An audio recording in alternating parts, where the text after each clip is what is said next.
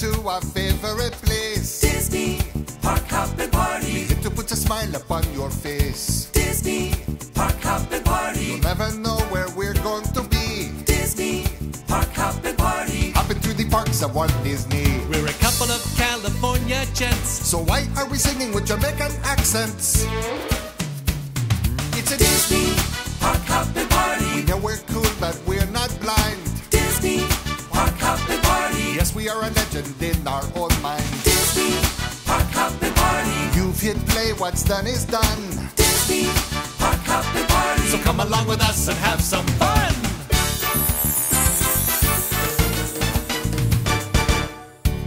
And welcome to the Park Hop and Party once again. I'm Electric Mike, and I suppose you're wondering, where's Kiltboy? They always seem to be together, you know. Aye, thick as thieves they be. I don't know where that came from. Anyway, we have a very special edition of the Park Hop and Party for you today. Kiltboy has ventured outside the berm of the Disneyland Resort to bring you a special edition.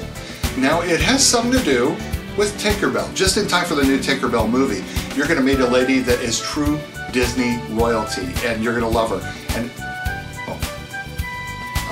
I understand the satellite link is ready, and ooh, feel a little funny. I'm channeling Robin Leach, and I don't know why. We take you now to the breakfast spot of the stars, Conrad's Restaurant in fabulous Glendale, California, for this special edition of the Park Hop and Party. Kiltboy, we're tossing it to you. When the story of Peter Pan came out many years ago, two things were introduced. The name Wendy for a girl, which had never been used before, and a little pixie named Tinkerbell.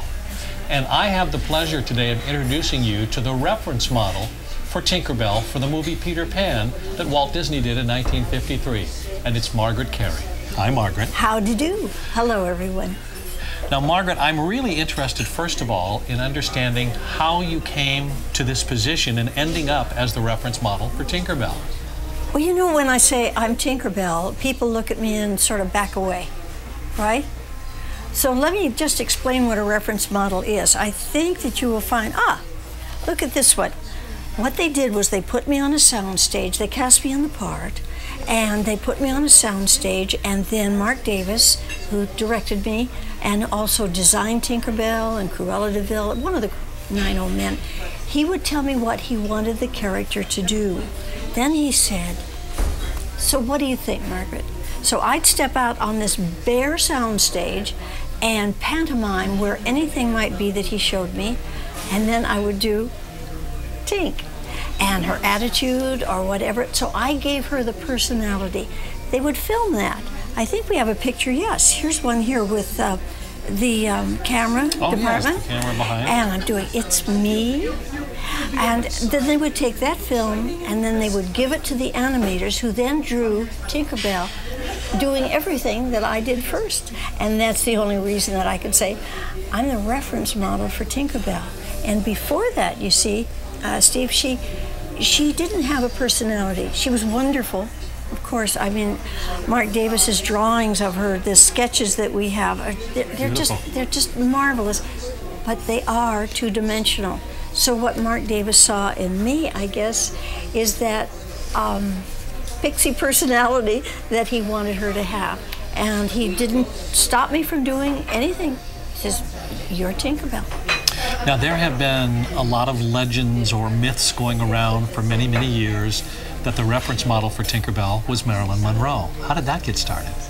I'm not quite sure, but they think that some executive was talking on the radio, and they were talking about, because there was a lot of consternation about how curvy Tinkerbell was. You realize, of course, at the time that we're talking 1951, 52, and the movie came out in 53, that everything had been Father Knows Best, the Donna Reed show. Very conservative. Very conservative, very, women had their place. Women did what they were supposed to do.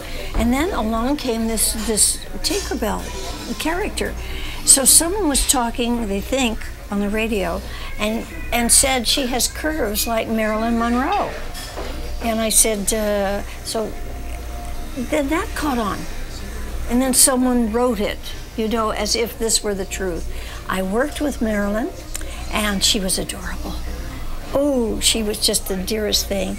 And she took a snapshot of me, which I have, and I took a snapshot of her, and we were in our two-piece bathing suits. And in 1950, that was pretty heady stuff. Scandalous. Yes.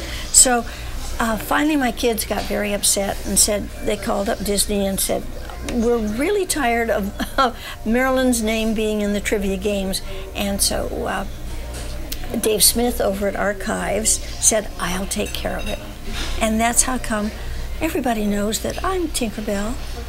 The reason that Marilyn couldn't have done the part was she was not a dancer at that time, and the part really needed to be a dancer.